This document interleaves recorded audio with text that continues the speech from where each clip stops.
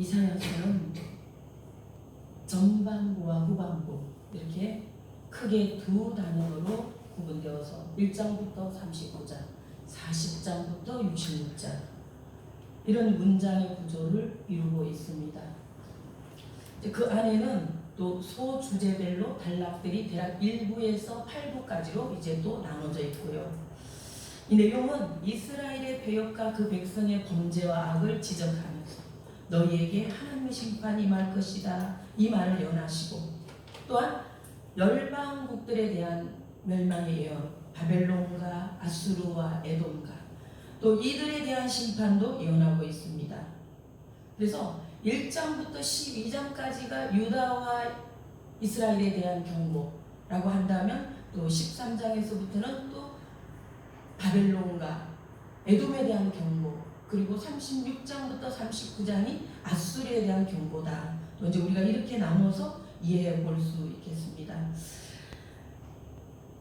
이렇게 쭉 심판과 멸망과 징계와 이걸 쭉 예언해 오다가 40장에 와서 이사야는 하나님의 위로와 구속을 이제 예언하고 남은 자들을 통해서 구원할 것이다 라고 하는 이 하나님의 구원의 선포의 메시지로 이제 돌아서게 되는데요. 이사야서의 전반부가 심판의 측면에서 예언이다 라고 한다면은 후반부는 구원의 측면에서의 예언이다 라고 또 이제 우리가 이렇게 나누고 이해해 보죠. 메시아의 예언과 종말론적 예언까지가 66장까지 이제 쭉 이렇게 이어지면서 전체적으로 볼 때는 하나님의 이 주권적인 섭리를 마치 한 통으로 이사야서에는 옮겨다 놓고, 그러면서 그 안에서 멸망과 심판과 회복과 위로가 이렇게 함께 움직이고 있다라는 거죠. 그래서 먼저 이스라엘의 죄가 하나님의 백성들, 그들의 죄가 하나님과 그 백성으로 멀어지게 하고 하나님의 공의에서 떠나게 했다. 그래서 이 본성은 서론부가 없습니다. 바로 도입부야. 이스라엘을 향한 하나님의 진노로 바로 그렇게 들어가는 거예요. 그래서 이사야서 1장부터 슬프다 범죄한 나라여, 행위가 부패한 자식이며 허물진 백성이다. 짐승들도 자기 주인을 알고 자기 인자를 아는데 내 백성이 나를 못 보고 이스라엘이 나를 버렸도다. 이렇게 시작하는 거예요. 내가 이 백성을 어떻게 할까? 내가 어떻게 이들을 어떤 수치를 당하게 할 것이며 내가 어떻게 이들에게 징계할 것인가? 하나님께서는 열방들을 그 도구로 사용하셨어요. 그래서 이 모든 원인과 결과가 너희들이다. 너희의 패역함이 내게 찼다. 이것이 전반부의 말씀입니다. 그러면서 이 심판의 예언 안에서 이사야서 전체를 포괄하고 있는 주제라고 한다면 하나님의 공의예요. 하나님의 공의와 하나님의 의다.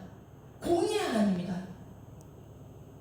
그 하나님께서 40장으로 들어와서 뜻을 돌이키시면서 하나님의 은혜가, 하나님의 빛이 이 백성 이스라엘을 다시 비추게 될 것이며, 하나님의 구원의 확장이 이제 이 백성을 넘어서서 인류를 구원하는, 열방을 구원하시는 우주적 구원으로 이끌어갈 것이다 라는 것, 이 메시아를 통해서 이 예언을 이사야서가 함께 하고 있습니다. 그래서 이사야서에서는 하나님의 구속사의 핵심, 이사야 전체를 예언하고 있는 이 말씀은 위로와 구원이다라는 것입니다. BC 586년에 이스라엘은 바벨론에 의해서 멸망하게 됩니다. 605년부터 바벨론 1차 침공하고, 그리고 이어서 2차 침공하고, 그때마다 젊은이들, 유능한 인재들, 다 학자들, 이런 사람들을 다 잡아갔어. 그리고 이제 3차 침공이에요. 이게 그들의 유대인들의 태양력이죠. 그들의 유태력으로 586년, BC 586년 4월 9일에 예루살렘은 포위되고 성은 함락되고 바벨론의 너부갓네살에 의해서 완전히 남유다가 무너지게 됩니다. 성벽이 다 해파되고 성전도 다 무너지고 성전의 기물들, 성물들도 다 가져가고, 그리고 성전을 바치고 있었던 그 중심적인 기둥이죠. 야긴과 보아스. 얼마나 자랑스러워했습니까? 하나님께서 세우신다. 하나님의 능력이 세우신다. 이 야긴과 보아스, 이 기둥 다 뽑고 다 파괴되고, 그리고 남유다의 마지막 왕 시드기야는 바벨론으로 눈이 뽑힌 채로 잡혀갑니다. 성 안에 포위되어 있었던 백성들의 행편은 입에 담을 수도 없이 말할 수도 없이 그렇게 처참해서 굶어 죽었어. 그리고 포로로 간 자들의 그 포로 생활은 길었습니다. 시편 137편의 내용이 그 내용이에요. 그 포로 생활의 슬픔과 애환을 담고 있는 아주 대표적인 시죠. 우리가 바벨론의 강, 그 여러 강변에 앉아 울었다. 실제로 바벨론에는 유프라데스 강과 체바 강이라고 하는 유명한 강이 이 도시 사이를 가로질러 흐르는데 그 강변에 앉아서 우리 시온 예루살렘을 생각하면서 눈물을 흘렸다. 그때 그 사람들이 와서 우리의 악기를 가지고 너희 시온의 노래 중에 한 곡을 불러달라 하는데 우리가 여기서 어찌 여호와의 노래를 부를까? 하나님 우리 예루살렘이 망하던 날을 기억하여 주소서. 70년간 이랬습니다. 이때 하나님의 말씀이 회복의 메시지가 선포된다. 끝났다. 이건 우리가 꿈꿀 수 없었던 일이고 희망이 없었던 우리에게 이 70년의 것을 하나님께서 선포하실 때 그때 정말 우리는 꿈꾸는 것 같았다. 우리 입에는 웃음이 가득하고 찬송이 찼었도다. 시는 이렇게 노래하고 있습니다. BC 539년에 메대와 바사가 연합국이 되어서 바벨론으로 들어옵니다. 이 메대와 바사를 통일한 왕이죠. 고레스. 그가 바벨론을 완전히 무너뜨리고 모든 포로들을 본토로 돌아가면 자기 나라들로 귀환하도록 허락해주고 돌아가서 너희의 섬기는 신을 섬기라 이랬어요. 그리고 이제 이스라엘이 예루살렘으로 돌아오는데 1차, 2차, 3차 스룹바벨이 들어오고 느헤미야가 이렇게 하면서 어간 130년에 걸쳐서 포로 2세와 3세들까지 다 그렇게 이제 돌아오게 되죠. 우리 본문 이사야 40장은 이스라엘의 하나님의 징계와 심판이 끝나고 회복을 선포하시는 이 위로의 말씀의 시작입니다. 이 말씀이 오늘 기다리는 우리에게도 이 코로나가 우리를 어렵고 힘들게 했던 이 코로나가 다 소멸돼서 일일 확진자 수 0명, 사망자 수도 0명 뿐만 아니라 세계의 전쟁이 끝나고 이제는 나라와 나라 간이 서로 공격하지 않겠다. 그렇게 평화협정 맺고 경제는 다시 회복되어서 사람들이 살만한 곳으로 돌아오는 이 사회가 되도록 이 소식을 우리가 기다리는 이 소식을 하나님께서 우리에게 선포해 주시기를 간절히 소망해 봅니다. 이스라엘은 하나님을 버렸고 그들의 방만한 삶은 하나님을 떠나 부정하고 악하고 패역했어요. 하나님은 그들을 징계하시고 그리고 그들을 또 다시 고치시고 당신의 백성으로 다시 회복하기 위하여 외치는 자의 소리, 하나님의 선지자의 그 소리를 통하여 하나님 말씀하시는 하나님은 공의다. 영원토록 변함없는 그 공의가 너희를 구원하신다.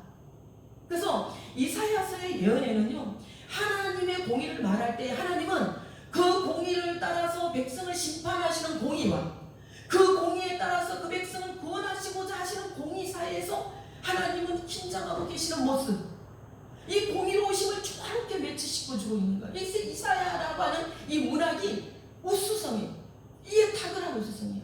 그래서 독자들이 하나님의 이 모습을 이사야서에 통해서 보면서 이것을 매치해서 보면서 하나님을 그렇게 만날 수 있게 배려하고 있는 거예요. 우리는 구원자 되시는 하나님, 이 공의로운 하나님의 구원을 이해하는 것이 전제되지 않으면 하나님의 공의와 인애를 바라볼 수도 없을 뿐더러 만날 수도 없다, 입을 수도 없다라는 것입니다.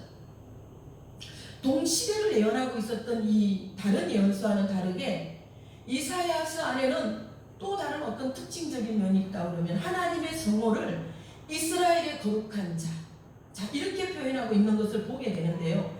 다른 성경에는 이 표현이 그렇게 많지 않습니다. 한 4-5군데 정도. 근데 본 예언서에만은 여러 곳에서 이 거룩하신 하나님, 이스라엘의 거룩한 자, 이렇게 말씀하고 있는데 이사야가 부름을 받을 때 환상을 보게 되죠. 하나님께서는 높이 들린 보좌에 앉으셨는데 그 옷자락은 성전에 가득했다. 하나님을 섬기는 그 천사들 스랍들이 자신들의 얼굴과 발을 가리고 서로 부르되 거룩하다 거룩하다 거룩하다. 이사야가 이 환상을 보고 너무 놀랍고 두려웠어. 그래서 하루다 내가 망하게 되었도다. 죄인인 내가, 입술이 부정한 내가 만군의 하나님 여호와를 보았다. 이 고백을 하는 거예요. 하나님은 거룩하시다. 그 영광이 온 거룩하신 하나님, 이사야는 이 하나님의 거룩성에 대해서 민감하게 반응하면서 본서의 여러 곳에서 이스라엘의 거룩한 자 하나님을 이렇게 표현하고 있습니다. 이 하나님, 거룩하신 하나님, 이스라엘의 거룩한 자 하나님께서 오늘 외치는 자의 소리에게 명하시기로 너희는 말하라. 자, 이 외치는 자의 소리는 하나님의 말씀을 대언하고 있는 이사야 자신의 사역의 의미고, 예수님께서 오실 때는 세례 요한의 사역의 의미예요. 이 외치는 자의 소리는. 그래서 너희는 그렇게 말하라. 이스라엘 너희의 복역의 때는 끝났다. 하나님이 이거 선언하시면서, 자, 이 말씀은 공동 번역과 다른 번역에서 그만하면 벌을 받을 만큼 받았다, 너희가 곱절이나 받았다, 이렇게 쓰고 있는 거예요. 그래서 너희의 모든 복역의 때가 끝났다라는 겁니다. 하나님의 열심히 너희를 구속하시고 예수 그리스도를 너희에게 보내기까지 세상은 풀과 같고 꽃과 같지만 그 풀도 마르고 그 꽃도 시들지만 하나님의 영광 영원하시고, 심판의 땅이었던 너희 광야, 그 광야에서 너희를 회복시키시고 그거 영원하신 하나님이시다. 이스라엘의 거룩한 자 그 하나님이시다. 그래서 이들이 단순히 포로에서 돌아왔다라고 하는 그 가치 이상을 넘어서 여기에서 그들에게는 포괄적인 구원을 선포하고 있는 거예요.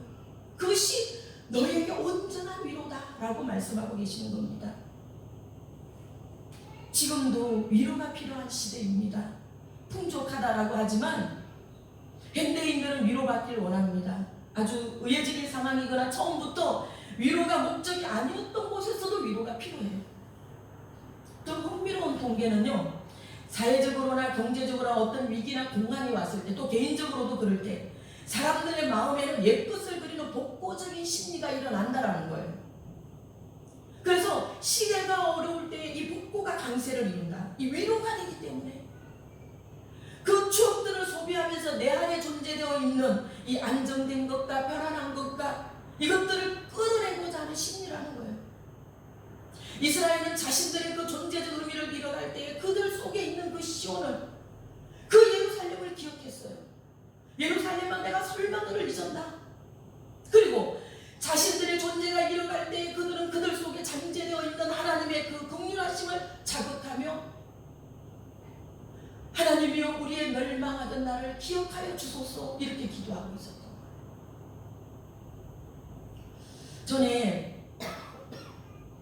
전에 알던 분 중에 어느 분이 계셨는데, 어느 집사님 계셨는데, 이분께서는 자기 자신 나름의 기념일이 되면 뭐 생일이라든가 뭐 자신이 생각할 때 이게 나의 기념일이다라고 생각되는 그런, 판단되는 그런 기념일이 되면 자신을 위해서 어떤 행위를 한다라는 거예요. 이분이 생활도 이 경제적으로도 좀 오랫동안 이렇게 어려웠던 분이셨고요. 가족들 신앙생활 안 하고 남편의 핍박도 좀 있었습니다. 그래서 아주 고단한 일들, 험한 일들을, 이런 일들을 하시면서 지냈는데 그래도 늘 밝고 웃음이 많으신 분이었어요. 근데 이 집사님이 자기를 이런 기념일이 돌아오면 자기 자신에게 선물을 해주고 싶고 자기를 위로하고 싶다. 그래서 이제 샵에 가서 머리도 이렇게 꼬불꼬불하게 이제 이렇게 좀 하고, 또 옷도 사고, 이미테이션이지만 이렇게 액세서리 이런 것도 하나 사서 귀에 좀 달랑달랑 이렇게 걸고 나오시고 그러셨어요. 내가 나를 위해서 선물했다 그러시면서 혼자 가서 파스타 이런 것도 드시고 그랬다 그래요. 집사님의 말씀이 삶이 고단하고 내가 너무 힘들고 위안이 필요할 때 하나님의 은혜가 늘 감사하지만 나는 이날만이라도 내가 나를 좀 위로하자, 내 이름을 부르면서 나를 칭찬해주면서 나를 다독이면서 좀 그런 의미에서 당신이 이렇게 한다는 거. 꽤 오랫동안 제가 그 말을 들을 때 좀 좋다는 생각이 들었습니다. 아, 이거 필요하겠다 싶어서 저도 좀 해보려고 하니까 전 잘 안 되더라고요. 제가 하려니까 제 자신이 너무 쑥스러워서. 하나님의 위로가 선포될 때에 완전한 위로와 회복이 있다는 거. 우리에게는 위로가 필요한데 우리가 무엇으로 위로받을 수 있는가? 하나님의 위로와 하나님의 회복의 선포, 이것이 우리를 위로한다. 자, 그러면 하나님께서 이들로 주셨던 그 위로의 첫 번째 제안이 무엇인가? 광야와 사막에 일어나는 변화입니다. 그곳 사람 못 사는 곳이죠. 사람이 살 수 없는 곳, 건조한 바람만 있고 생명은 없는 곳. 이스라엘의 포로 생활이었습니다. 위로의 말, 즐거운 소식, 기쁜 소식, 기다리던 소식 이거 하나 들려오지 않았던 그 70년 그들은 그 강야와 사막에서 변화가 일어나기 시작. 하나님께서 오신다. 하나님의 길을 평탄하게 하라. 평탄하게 하라. 자, 이것은 하나님의 임재를 가로막는 모든 제약, 그 악의 요소들을 다 제거하라는 거예요. 그래서 하나님께서 오실 때 열방의 왕들의 길은 무너지고 하나님의 주권만이 이곳에 있다라는 거예요. 이것이 광야의 변화다. 이 말을 전하고 있습니다. 예수님을 만났던 사람들이 있죠. 복음서에, 사복음서에는 많은 사람들이 예수님을 만납니다. 예수님으로 그들은 모두 위로를 받았습니다. 누가복음에 나오는 세리장 삭개오는 그 사회 안에서 소외된 사람이에요. 그는 외모적으로 심한 컴플렉스를 가, 키가 너무 작아서 그런 컴플렉스가 있었고, 또 그의 직업이 세리라는 것이 그에게 치명적이었습니다. 동족들에게 세금을 걷어서 로마의 가이사에게 바치고 자기는 그 녹을 받아먹는 이 직업이 유대사회에서 이 사람을 아예 죄인으로 낙인 찍고 유대인들의 공동의 적이었어요. 이렇게 동족에게 원한받고 군중 속에서 고독하고 그에게는 거절 감정이 가득 차고 친구도 누구도 하나 없이 그 왜곡된 삶을 사는 이 사람 삭개오. 예수님을 그가 만났을 때 큰 위로를 받습니다. 너가 아브라함의 자손이다. 삭개오야 내려오라. 예수님 그 말씀하시면서 내가 오늘 너의 집에 유하여야겠다. 예수님 이 말씀에 사람들이 다 오늘 저 죄인을 그래서 주님께 향유 옥합 부어드린 여인이 있죠. 우리는 정확히 이 여인이 누군지 모릅니다. 이 복음서마다 조금씩 다르게 설명하고 있어요. 마가복음은 예수님께서 베다니 시몬의 집에서 식사하실 때 한 여자가 왔다 이렇게 기록합니다.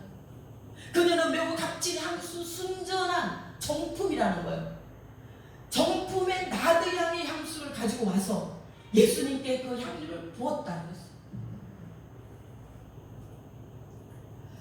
누가복음에서 기자는요, 죄를 지은 한 여자가 와서 예수님께 향유를 붓고 자기 머리털로 예수님의 발을 씻으며 한없이 울었다 이렇게 기록하고 있어요. 사람들은 그가 죄인임을 알고 수군거렸다고 했어요. 그래서 예수님께서 제자들에게 많이 사함을 받은 자가 많이 사랑하느니라 예수님이 말씀하시면서 그녀는 무슨 어떤 죄를 지었길래 누구에게로서도 다가갈 수 없고 마음을 터놓거나 사랑할 수도 없고 어쩌면 세상에 대해서 마음의 문을 닫았을 수도 있습니다. 근데 예수님께서 내가 죄인을 부러워 내 죄 사함을 받았느니라 이 말씀하실 때 너무도 큰 위로를 자신이 가지고 있는 재산 그 고가의 향유를 주님께 다 붓고 그 발 아래 엎드려 그제야 한없이 울 수 있었다는 거예요. 이것이 변화입니다. 위로가 가져다 주는 변화예요. 이스라엘의 광야와 그 마른 땅에 하나님께서 오신다. 그곳의 변화인 거죠. 두 번째는 하나님께서 주시는 이 위로, 이것이 지금의 우리와 우리나라와 우리의 모든 교회들과 우리 가정에 들어오실 수 있도록 하나님의 길을 예비하라. 본문의 3절에 보면 한 소리가 외치기를 하나님께서 오신다. 사막에 너희 광야에 하나님의 길을 내라.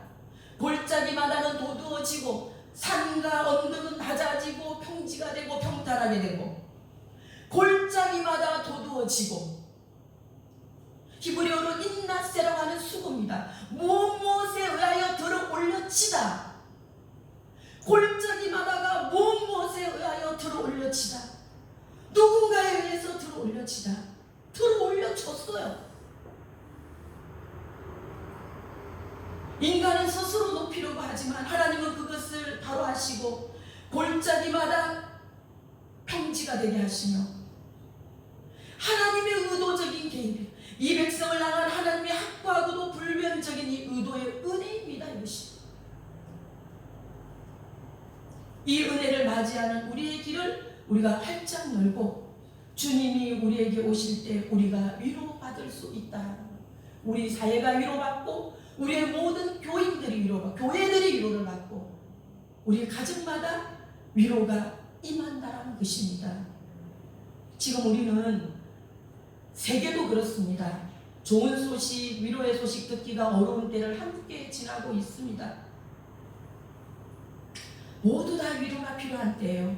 저마다 다양한 짐이 있고 나름의 그 고통과 또 스트레스가 있고 경제는 보편적인 우리의 생활을 위협하고 힘들게 하고 있어요. 요 몇 년 사이만 해도 너무 많은 일들이 있었어요. 너무 붉은 사고들이 있었고 인명적인 피해가 사람이 얼마나 많이 죽어갔는지 코로나로 인하여서도 뭐 세계적으로 말할 수도 없고 우리나라도 수많이 죽었잖아요. 이것이 우리의 강야예요. 찬송가 66장은 다 감사드리세 이 찬송이죠. 이 찬송이 독일 찬송가 코랄입니다. 독일의 대표적인 감사 찬송 중 하나인 이 찬송이 말티 링카우터 목사님의 찬송시예요. 전쟁 중에 불렸고 전쟁 후에 불러졌고 예배를 마치고 돌아갈 때 이들이 불렀고 식사를 할 때 불렀습니다. 이 찬송은 루터의 종교개혁 이후에 많은 사람들이 종교재판을 받고 희생당했어요. 그래서 1618년에 프로테스탄트, 지금 우리의 신교죠. 우리의 기독교예요. 우리 개신교와 카톨릭과의 전쟁이 종교전쟁이 터진 거예요. 자, 이쪽과 저쪽을 지지하는 많은 유럽의 국가들이 양분화가 돼서 뭐 독일, 프랑스, 오스트리아, 네덜란드, 스위스, 스웨덴 많은 유럽의 국가들이 그 전쟁에 참여 30년 동안 종교전쟁이었어요. 인류 전쟁사에서 가장 잔혹했던 전쟁이라 할 만큼 희생자가 많았습니다. 그래서 신성 로마 제국인 이 가톨릭은 종교의 이름으로 수많은 사람들의 생명을 앗아가고 죽이고 전쟁은 멈추지 않고 또 당시에는 페스트가 유럽을 공격했죠. 그래서 얼마나 창궐하겠죠. 전쟁 때문에 사람들이 끊임없이 이동하니까 군대가 이동하고 사람들이 또 피하게 이동하고 그러니까 이게 옮겨 다니니까 잡히지가 않는 거예요. 이게 이 많은 사람들이 죽었습니다. 그래서 도시의 인구의 절반이 죽고 3분의 1이 죽고 사람들이 죽어나가고 떠나버린 죽음의 도시가 여기도 저기도 그냥 하나님께로부터 버림받았다라고 하는 자멜랑뿐 여기에 어떤 무슨 희망이 있었겠습니까? 한참 이 종교전쟁이 계속되고 있을 때 아일브레크에서 아주 치열했던 전쟁이 있었습니다. 그리고 또 코로나가 그곳을 쳤어요. 4,500명이 죽었는 거예요. 그 전투가 끝나고 나니까. 사역자들이 계속적으로 일하는데 너무 그 과로에 못 견뎌서 다 떠나고 이 링카우터 목사님만 남으신 거예요. 그래서 매일 혼자 수십 명씩을 장례를 치르는 거예요. 이 처절하고 비참한 행식. 이 도시에서 링카우터 목사는 그날도 장례식을 마치고 돌아와 하나님 앞에 쓰러졌습니다. 오 하나님, 우리를 이 악에서 구하여 주소서. 주님만이 구원임을 믿습니다. 우리를 위로하여 주옵소서. 이렇게 기도하는데 감사와 함께 그냥 말할 수 없는 위로가 이 목사님에게 차올라왔다는 거예요. 목사님은 일어나서 이 찬송시를 씁니다. 66절. 위로에서부터 우리는 감사할 수 있는 거예요. 감사는 위로로부터 오고 위로받은 사람이 감사하게 되고 위로가 필요한 우리, 이 나라와 우리의 교회들과 우리 가정마다에 하나님의 위로가 선포되고 회복의 메시지가 돌아올 수 있도록 우리가 길을 열고 맞이하자. 올 한 해를 우리가 어떻게 보냅니까? 여전히 예측할 수 없었던 그런 많은 일들로 혼란했었어요. 우리 곁을 떠난 사람들도 많았습니다. 코로나 속에 온 국민이 다 공격받았고 그렇게 우리는 서로 위로하지도 못하고 위로받지도 못하면서 한 해를 보내게 됩니다.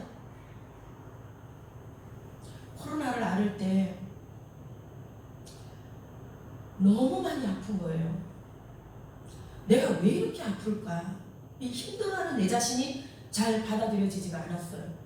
내가 뭐 이렇게까지 많이 힘들어하나? 내 친구가, 저를 아는 친구가, 목사님, 사람이 죽잖아요. 이 말을 하는데, 이 말을 듣는 순간에 머리를 치면서 온몸에 전율이 느껴졌어요. 그랬구나. 사람들이 죽었구나. 우리의 이웃들이 수없이 많은 사람들이 죽어갔구나.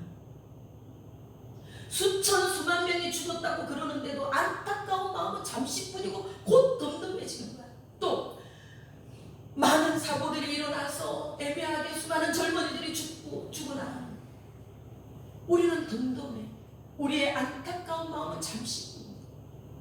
내가 아파봐야, 내가 겪어봐야, 내 자식이 당해봐야 이웃들의 아픔을, 다른 부모들의 아픔을, 지체들의 아픔을 내가 또 그때야 느끼라.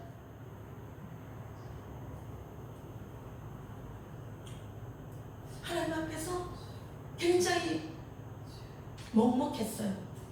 우리는 이 한 해를 이렇게 보냅니다. 하나님의 위로가 아니면 우리 사회를, 이 세상을 누가 위로하는가? 우리가 여기까지 어떻게 올 수 있었는가? 하나님께만이 우리의 진정한 위로가 있다. 이사야는 그래서 우리에게 오신다라고, 위로했다가 아니고 위로하신다고, 오신다라고 표현해요. 이 위로가, 이 위로의 선포가 우리에게 오신다. 이것이 오시도록 우리가 맞이하자. 부모는 너희는 위로하라, 내 백성을 위로하라, 마음에 와 닿도록 말하라. 그 과거에 우리 성경에 보면 정다이 예루살렘에게 말하고 이랬어요. 좀 정답게 말해줘라. 내가 너희에게 간다고, 너희에게 가리라. 이 말씀이에요. 너희 노역의 때, 그 광야의 때가 다 끝나고 너희 제약도 사함받고 내가 너희에게 가리라. 하나님이 말씀이, 이 위로의 말씀이. 우리는 감사절과 교회력으로 대강절을 두고 있습니다. 감사하고 주님의 오심을 기다리는 이 절기, 여기에 진정한 의미가 뭔가? 우리의 위로입니다. 하나님이 우리에게 주시는 위로, 우리가 하나님을 위로해드리는 것이 아니고 하나님이 우리에게 오시는 위로예요. 하나님의 위로가 우리 가운데 솟구쳐서 우리가 감사하고, 우리에게 구체적으로 다가오시는 하나님의 열심을 우리가 맞이할 때, 그때 우리 속에 위로가 감사가 충만해진다는 것이죠. 우리 안에 이 위로가 가득 차고 넘치길 바랍니다. 또 이 나라와 우리의 교회들과 우리의 가정에 차고 넘치길 바랍니다.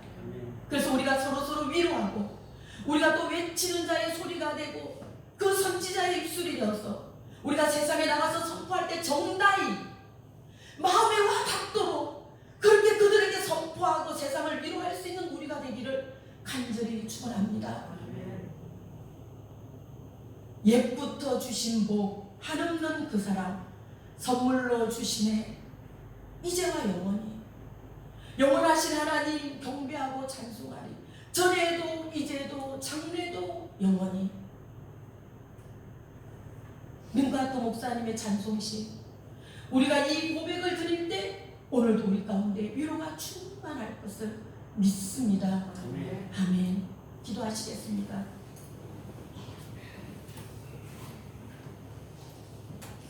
하나님 아버지, 한없는 위로 우리에게 주시니 고맙습니다. 우리의 건조하고 척박한 현실에 하나님의 길, 하나님의 대로를 열어주시고 우리가 달려가 주님을 맞이할 수 있게 하여 주시옵소서. 그래서 위로받는 우리가 되게 하여 주시옵시고 감사할 수 있는 우리 되게 하여 주시옵소서. 우리 안에 넘치는 위로로서 우리가 서로를 안고 위로하고 외치는 자의 소리가 되어서 세상을 향해 우리가 이 위로를 전하고 외치는, 선포하는 우리가 되게 하여 주시옵소서.